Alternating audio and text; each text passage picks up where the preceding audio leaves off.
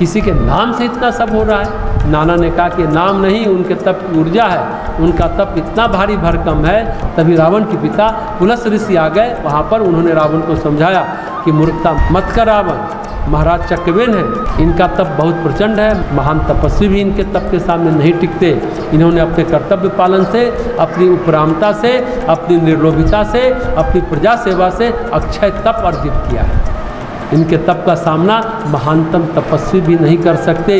ये जो इनका मंत्री कह रहा है वैसा कर, अन्यथा अपने विनाश को तू स्वतः प्राप्त हो जाए। रावण ने कहा कि ये तो बड़ा विचित्र राजा देखा, न तो सेना, न तो हाथी, न घोड़ा, ऐसे ही उसका नाम ही राज्य जीत लेता है। फिर रावण ने चक्रवेन के मंत्री को बहुत सारा धन और स्वर्ण दिया।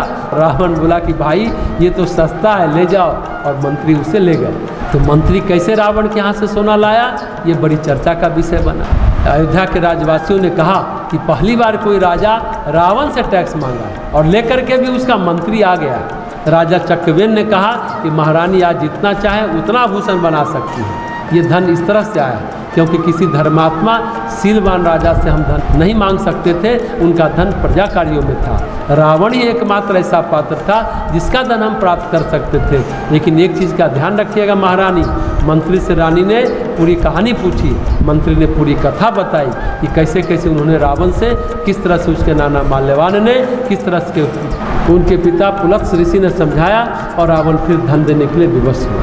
महाराज ने कहा कि आप हमारी धर्मपत्नी हैं, आप महारानी हैं, लेकिन जैसे ही लोभ अंकुरित हुआ आपके मन में, आप हमारी अर्धांगिनी हैं, आप हमारे आधे हिस्से की स्वामिनी हैं, वैसे ही ये तप की शक्ति हमारे पास से चली जाएगी। तप की शक्ति वहीं तक है जहाँ तक उपरामता है, जहाँ तक मन लोभहीन है, चेतना में लोभ नहीं है, वहीं तक है ये शक्ति। जैसे ही हमारे अंतर चेतना में लोभ का विकार आया, जैसे ही हम आसक्तियों से बंधे, वैसे ही हमारी तपश्चर्या क्षीण हुई।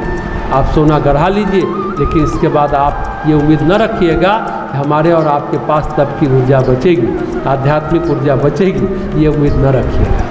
महारानी ने कहा कि महाराज हमारी आंखें खुल गई, जिन लोगों ने ये बताया था, सिखाया था, वो सामान्य सांसारिक लोग थे, उनको आध्यात्मिक शक्ति की गरिमा का बोध नहीं था।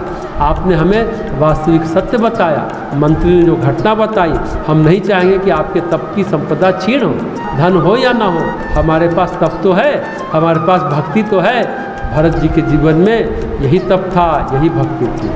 भरत जी जब तक राजा रहे, उनके तप का प्रभाव रहा, उनकी ईश्वर भक्ति का प्रभाव रहा, उनके वैराग्य का प्रभाव रहा, उनके कर्तव्य निष्ठा का प्रभाव रहा कि अयोध्या में कोई अप्रिय घटना नहीं घटी। कहते हैं कि अयोध्या में केवल राम वनवासी होकर के नहीं रहे, 14 वर्षों तक अयोध्या के प्रत्येक नागरिक ने भरत के साथ मिल करके तप किया। भरत की तपश्चर्या नगरवासियों की तपश्चर्या बन गई और नगरवासियों की तपस्या भरत की तपस्या सहयोगिनी बन गई। और ये सब संभव हुआ क्योंकि भरत में थी संपूर्ण उपरामता, उपरति, सुखों से ऊपर, दुखों से ऊपर, ऐश्वर्य से ऊपर, विलासिता से ऊपर, सबसे ऊपर उठी हुई थी भरत की चेतना। लोभ मुक्त, धन मुक्त, माया मुक्त, ये है उपरामता, जिसकी परीक्षा में भरत 100% उत्तीर्ण हुए। महारानी माता कौशल्या और महर्षि वशिष्ठ ने उनके सामने जो परिस्थितियां रखी, भरत उन परिस्थितियों में उभरे और श्री राम को वन में मनाने के लिए गए। उनका राज्य स्वीकार नहीं किया, बल्कि उनको वन से वापस लाने के लिए प्रयत्न किए। तो आज की बात इतनी ही।